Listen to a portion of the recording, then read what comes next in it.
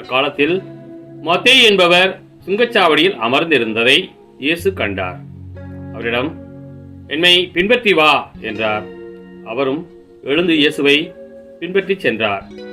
பின்பு அவருடைய வீட்டில் பந்தியில் அமர்ந்திருந்த போது வரி தண்டுபவர்கள், பாவிகள் ஆகிய பலர் வந்து இயேசுவோடும் அவருடைய சீடரோடும் விருந்துண்டனர். இதை கண்ட பரிசேயர் அவருடைய சீடரிடம், உங்கள் போதகர் வரி தண்டுபவர்களோடும் பாவிகளோடும் சேர்ந்து உண்பது ஏன் என்று கேட்டனர். இயேசு இதை கேட்டவுடன், நோய் அற்றவருக்கு அல்ல, நோயுற்றவருக்கே மருத்துவர் தேவை.